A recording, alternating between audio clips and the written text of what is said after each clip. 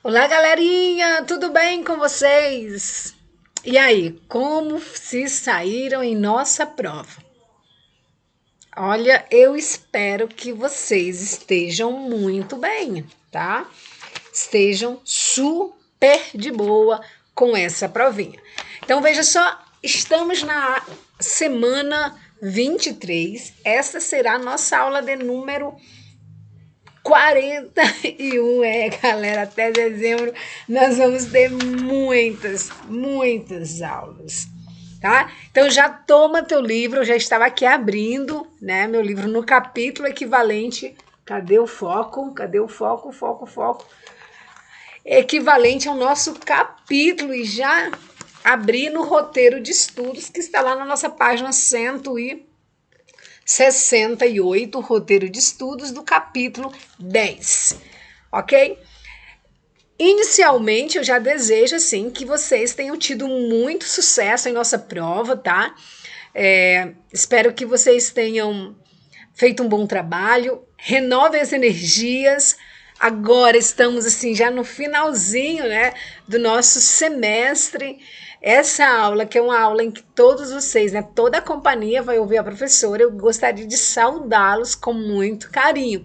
Já desejando, assim, um excelente recesso, aproveitem bastante, descansem bastante, tá? Fiquem com os queridos de vocês e descansem. É importante também para a aprendizagem esse tempo aí de sossego, ok? E no retorno nos veremos com muita alegria, com muita animação. Que nosso segundo semestre, né, dividido em 2 trimestres,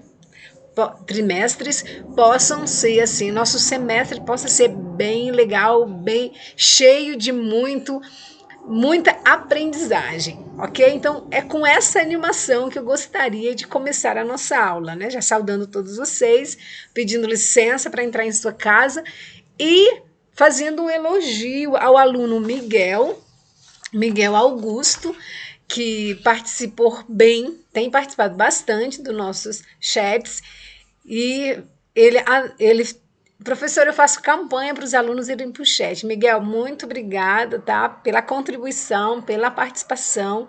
E também o outro aluno que participou da nossa aula foi o Asaf. Então, obrigada pelas duas contribuições no chat, tá? Então, fica aqui o registro da professora, a brilhante participação, a efetiva participação do Miguel, e aí depois com a entrada do Asaf, né? As nossas aulas, quando há participação no chat, ficam ainda melhores. Mas aí, vamos então, a nossa aula de hoje, nós vamos fazer a resposta do roteiro de estudo, lá do capítulo 10, tá? Então, esse material já está disponível no nosso AVA. Então, a professora sempre que a professora faz uma correção de exercícios, ela tenta tirar dúvidas assim, e abordar questões que ainda não foram abordadas nas aulas, tá? Uma coisa ou outra que ficou por ali solta, um raciocínio ou outro que precisa ser amarrado, a professora aproveita esses momentos para corrigir, não, mas complementar esse assunto. Então, vem comigo, te prepara porque nossa aula vai ser muito legal. A primeira pergunta diz como Nidongo conseguiu libertar o Congo, né, se libertar do domínio do Congo, como Nidongo conseguiu se libertar do domínio do Congo. A primeira coisa que vocês precisam lembrar, já que estamos estudando África, é que Nidongo era um território, tá? Que esse território será transformado em Angola, ok? Mas a princípio, até isso acontecer, todo esse território foi chamado de Nidongo. Nesse mapa, eu gostaria que vocês observassem, segue o mapa com a professora, tá? O mousezinho. O livro de vocês vai falar de uma cidade importante, né? A cidade de São Paulo de Luanda, e essa cidade ela é interessante porque ela foi construída pelos portugueses, porque os portugueses eles vão chegar na costa de Nidongo, aqui no litoral de Nidongo, e vão construir essa cidade, tá? Eles vão chegar nesse litoral, vão tentar tomar Nidongo, tá? Vão tentar tomar Nidongo, e Nidongo conseguirá com o esforço da rainha Nzinga, conseguirá resistir por muito tempo ao domínio português. E a cidade de Luanda, aqui bem na costa, ela foi cenário,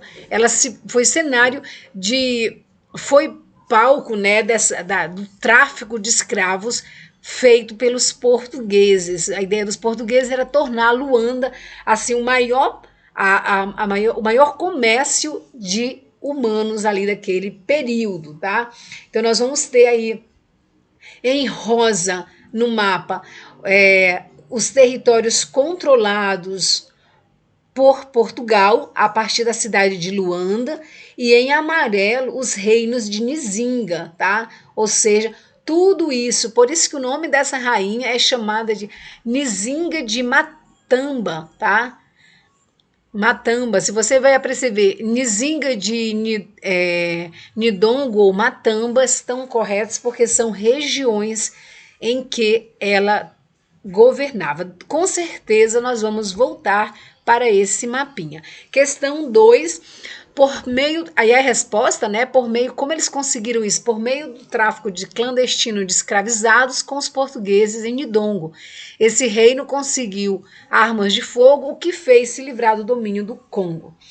Ok, então vamos avançar. Pergunta 2, de que forma os negociantes conseguiam os escravos vendidos na América, né? De que forma?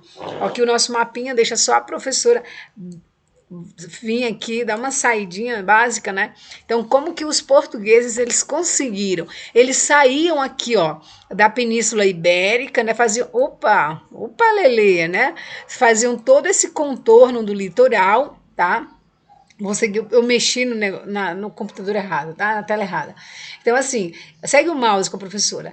Eles saíam aqui, ó, do domínio da Península Ibérica, né, que corresponde a esse território de Portugal e Espanha. Eles viajavam toda a costa do litoral, chegando aqui na parte mais central da África, tá? Eles chegavam aqui com as embarcações e aí capturavam esses indivíduos, né, essas pessoas. Pergunta, ok? Hoje está difícil, né? A professora tá.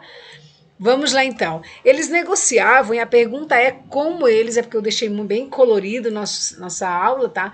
De que forma os negociantes conseguiam escravos vendidos na América. Como eles conseguiam esses escravos? Negociando muitas vezes com os reis e chefes de aldeias na costa da África, que os trocavam por outras mercadorias na forma de escambo. Então veja, o ser humano ele passou a ser mercadoria.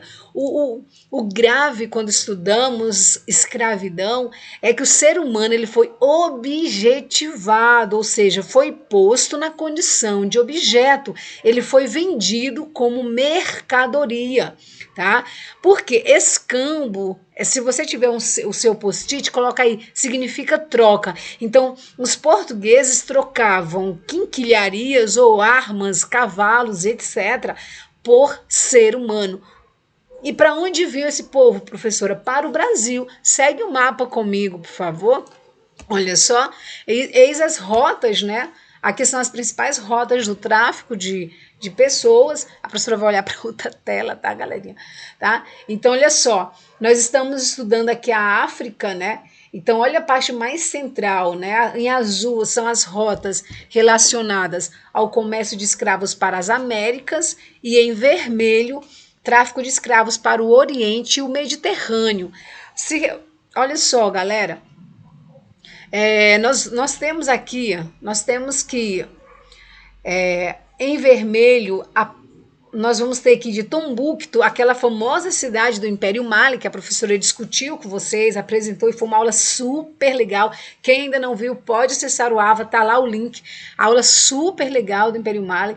E olha só, eles iam para as cidades mais ao norte, inclusive Constantinopla, olha isso, Constantinopla, Cairo, Meca, tá? Então, assim, essas setas em vermelho mostram o tráfico de escravos feito por muçulmanos, tá? Muçulmanos que não podem escravizar outros muçulmanos, mas praticavam ali a escravidão.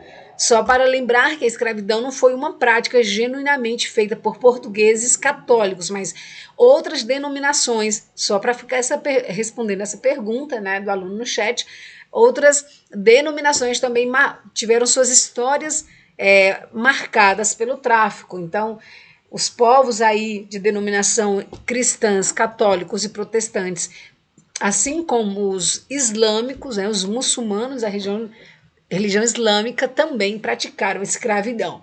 E aí os escravos saíam, olha só, da África, né, para os mais diversos lugares da América do Sul e do Norte, desde Buenos Aires até a América do Norte aqui, tá ok? E América Central, claro, passando pelas famosas ilhas aqui da América Central, tema que vocês estudarão no 8º ano. Então, essa venda de escravos, essa objetivação do ser humano na condição de uma mercadoria, né, de objeto, ela foi uma prática nesse momento que estamos estudando. Aí nós temos um outro mapinha só para lembrar que essa escravidão, olha só, cerca em pouco mais aí entre de 1551 a 1840, cerca de 5 milhões de escravos foram traficados né, ao Brasil. De 300 a 4 mil escravos traficados de 1837 a 1856. Veja que não é muito tempo, é um pouco mais aí são quase que 20 anos, por assim dizer, né? E é isso. Então, assim, os escravos, eles é uma grande presença. E aí a gente está mostrando aqui esse mapinha curioso, porque ele vai mostrar Angola, né? E a Angola nada mais é do que o reino que estamos estudando. O outro mapinha também nós temos a distribuição dessa população que foi escravizada, ok? África do Sul, Sudeste da África, e aí essa distribuição por região. Veja que a África Central, que é o objeto do nosso estudo, porque estamos estudando Angola, Nidongo e o Congo, e o Nidongo é a mesma Angola, no caso hoje, atualmente, Congo e Angola, estão ali mais ao centro, e a população Mali também já veio para o Brasil, cerca de 32%. Então veja que a população da África Ocidental, da África Centro-Ocidental e Ocidental foram ali as comunidades africanas que mais vieram para o Brasil com escravas. A população banta está ali nesse meio também. Vamos avançar então. Pergunta 3. Quais as mercadorias trocadas pelos europeus por escravos na África? Como a professora disse, entre os séculos 16 e 17, armas, cavalo, mercadorias que aumentavam aí o poder bélico dessas populações, ok? Então, mercadorias que proporcionavam o aumento desse poder bélico, sim, foram mercadorias, objetos desse escambo. Eu vou deixar de usar a palavra troca para que vocês possam se habituarem a usar a palavra escambo e ter contato com essa palavra, tendo em vista que muito possivelmente ela estará presente na AE de vocês. Tá? Então fiquem ligados porque essa palavra ela é importante para a prova. Bom, pergunta 4, como os reinos negros conseguiam mais escravos? E aí a resposta é basicamente a mesma. Promovendo guerras e razias para conseguir prisioneiros e vendê-los como escravos. Então a resposta é basicamente a mesma. Essa atriz linda, ela representou em 2012 a história, né, o filme da Rainha de Angola, Nzinga, a Rainha de Angola, um filme de 2012. É uma atriz que vai representar essa rainha guerreira africana que já estamos discutindo desde o início aí do nosso capítulo. E a pergunta é como Nzinga conseguiu manter seu reino independente dos portugueses, tá? Então vamos lá. Nzinga, ela é uma figura curiosa. Por quê? O livro didático de vocês, lá na abertura do capítulo 10, vai trazer essa imagem aqui de Nzinga. Deixa a professora procurar o foco aqui. Isso, ok, perfeito. Nzinga sentada sob as costas, né? Sentada sobre a escrava, sentada sobre a escrava, diante do rei português. Ok, deixa só, tá lá na introdução do capítulo de vocês, tá? E a questão é a seguinte, professora, por que ela sentou? Sentar nas costas significava, claro, mostraria poder, mas as circunstâncias não são de demonstração de poder nesse momento apenas. Acontece que ela foi negociar, Nzinga foi negociar a situação de Nidongo, porque o que acontece? Vamos voltar nesse mapinha. Nidongo tinha sido, os portugueses chegaram nessa região aí e se hospedaram por cerca de 5 anos. O pai de Nzinga, que era o rei da época, na região, o rei dessa tribo, ele aceitou a presença portuguesa e os portugueses ficaram nessa região. Ele autorizou o retorno, os caras retornaram e alguns anos depois eles voltaram para a África, para a mesma região. Só que não voltaram para apoiar o rei, eles voltaram para tomar o território. Então os portugueses voltaram armados e a população de Nidongo foi surpreendida por essa avalanche, né? Por essa quantidade enorme de soldados portugueses armados aí para tomar esse território. Então eles foram surpreendidos de maneira muito grande, tá?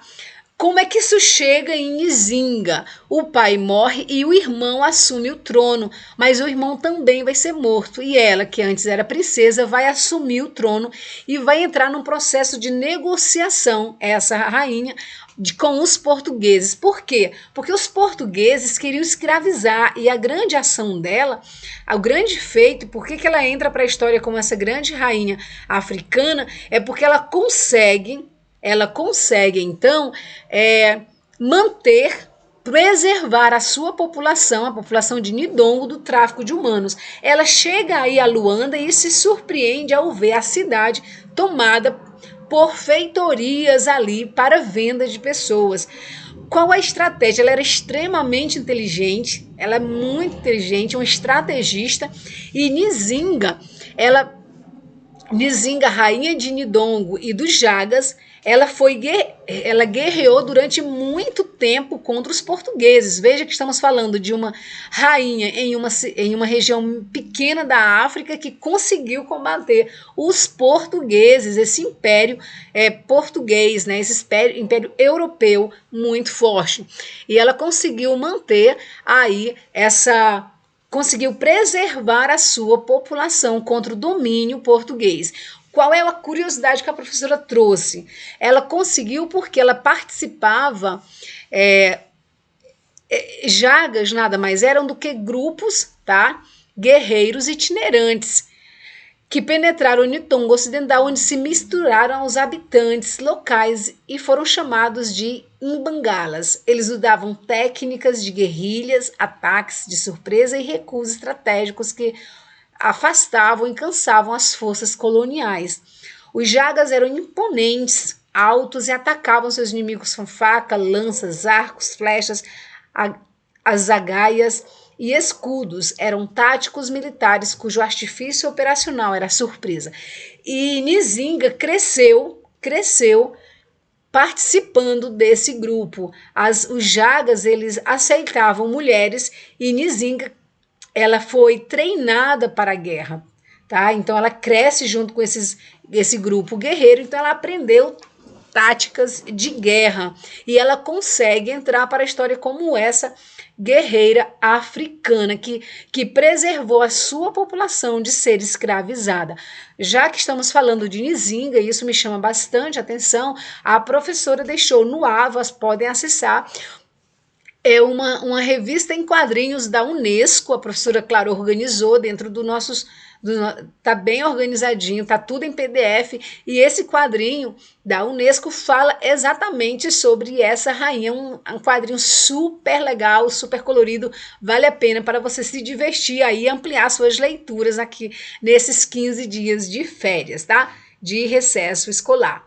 Avancemos então. Qual a relação entre Congo e a ilha de Luanda? Tá vendo aí? O que a gente está chamando de Nidongo foi chamado pelos portugueses de Angola e assim entrou para o mapa, ok? Mas só para ficar bem claro, Nidongo é o mesmo que Angola. Só que foi os portugueses que o chamavam assim. Então, qual a relação existente entre o Congo e Luanda? É que no Congo, essa ilha, né, no caso a ilha de Luanda, os congoleses, era nessa ilha que os congoleses conseguiam conchas e utilizavam-nas como moeda, que eram os zimbos, e tá aí as conchas marítimas. E zimbo é a moeda e a primazia das outras moedas. Qual a relação entre o exército e a centralização do poder, né? A centralização dos governos. Essa pergunta ela não serve apenas para a África, mas também ela serve para você abrir o seu pensamento no que diz respeito à centralização de poderes em outros momentos da história e também em outras regiões ali. Não apenas na África, mas a lógica também funciona para a Europa e etc. Bom, qual a relação então entre exército e a centralização dos governos? É uma pergunta bem genérica, pode observar que você consegue encaixá-la aí em outras situações. Vamos para a resposta, então, se liga nisso, porque é bem curioso, tá? Eu estou super curtindo a nossa aulinha, galera. Vamos lá. A existência de um exército permanente facilita o domínio dos chefes e reis locais sobre a própria população e aumenta o domínio sobre essas regiões.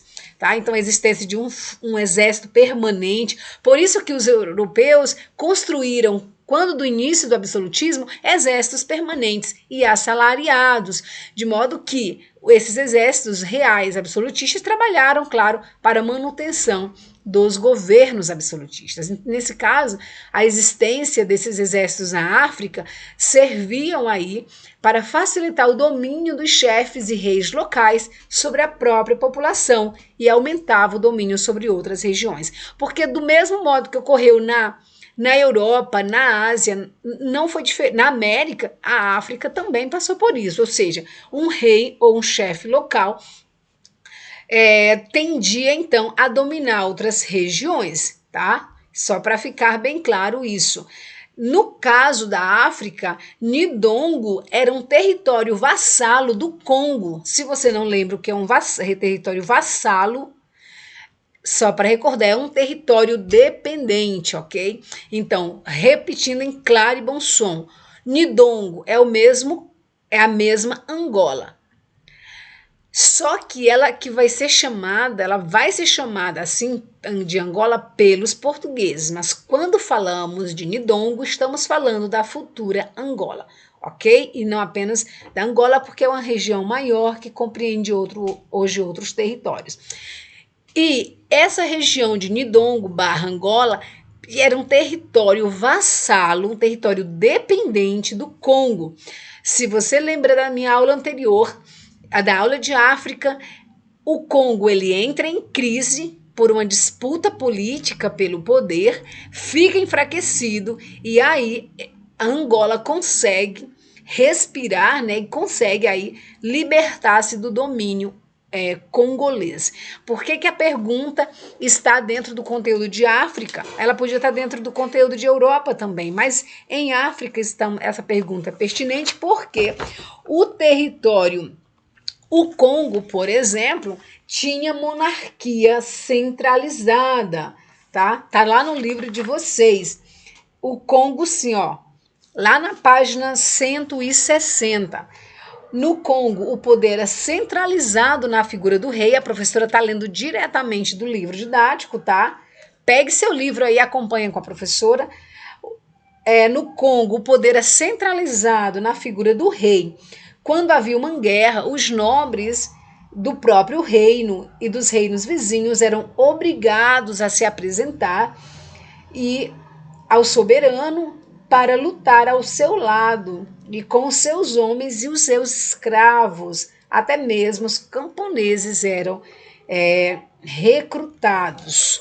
Durante anos, o Congo dominou outros reinos, os reinos vizinhos. Esses reinos não contavam com um poder tão centralizado, o que dificultava a organização das forças militares para resistir aos seus dominantes. Então veja, o Congo, eu fiz questão de ler para que vocês vejam que esse conteúdo está presente no livro. Então no Congo, sim, havia poder centralizado e o reino do Congo dominava outros reinos menores. Pergunta 8. Qual a relação entre a sucessão real e a linhagem do Congo no século XVI? A professora não está deixando o tempo contar, porque agora nós temos aulas menores no AVE e eu quero dar bastante informação nesses poucos minutos que temos. Qual a relação, vou voltar para a pergunta, entre a sucessão real e a linhagem do Congo no século XVI, que foi exatamente o que a professora disse. Os sucessores no Congo eram escolhidos entre os membros de uma determinada linhagem, e nesse caso, o rei congolês, assim como em qualquer monarquia, tá? Em qualquer relação aí de hereditariedade, na África não era diferente, tá? Então, esses membros eram escolhidos aí a partir de determinada linhagem. Veja que quando nós falamos de Nidongo, a rainha Nzinga, a história vai contar a partir do pai dela e de repente vem para ela. Por quê? Porque o irmão vai ser morto, embora ele tenha governado por algum período de tempo, mas em Nidongo também esse poder era hereditário, tá? A linhagem saiu aí da descendência. Aliás, Nzinga é descendente de um antigo rei. Falando em Nzinga, ela vai governar por muitos anos. E a maestria dela, ela chegou, para vocês terem uma ideia, tanto que ela foi estrategista, ela chegou a aprender português para conseguir disputar com o rei. E naquela foto que nós começamos, já que estamos falando de linhagem, mostrando no início da aula, quando ela chegou em Luanda para negociar com os portugueses, os portugueses não ofereceram a ela um assento, uma cadeira. Ela era rainha e eles não reconheceram a realeza dela, ofereceram um tapete ao chão. E ela muito diplomaticamente faz menção a uma de suas guerreiras. A guerreira se dobra e ela se senta para mostrar que a discussão era na mesma altura, tá? Era páreo a páreo ali. Eram duas nobrezas, né? Era um rei e uma rainha de lugares separados e ela queria aí autonomia para a sua região, por isso ela entra para a história com esse feito, né, diplomático e tantos outros. Avancemos então, porque a seguinte frase é falsa. O poder no reino do Congo era descentralizado, pois os chefes locais tinham mais poder que o próprio rei, ou seja, os vassalos eram maiores do que o suzerano? Não, de forma alguma. O poder é falso, porque o poder em Congo, a professora acabou de dizer, ele era centralizado e o rei governava sobre os nobres, tá? Centralizados na figura do rei, e os chefes locais obedeciam-no, inclusive na guerra. O documento a seguir foi escrito pelo português Antônio de Oliveira de Cardonega, no século XVII, e a que ele se refere. Ele diz assim: este dito dinheiro, que é o melhor gênero para todo o reino do Congo e seus senhorios, se pesca e apanha na ilha da cidade de São Paulo de Assunção, chamada pelo antigo e moderno de Ilha de Luanda, que nunca, para com esse gentio, perde o vigor, nome e tradições. O que ele está falando? Está falando do zimbo, que era aí a moeda africana do Congo, ok? E nós vamos encerrar, estamos em cima, cravados nos 30 minutos destinados a essa professora para a aula de história, e vamos finalizar nossa aula com essa magnífica imagem aí da atriz que fez a histórica rainha Nzinga, rainha africana, ok? Que resistiu ao domínio português. Um beijo no coração de vocês, fiquem bem, nos vemos logo. Ah tá, antes de sair, olhem o nosso AVA e bom recesso a todos. Tchau!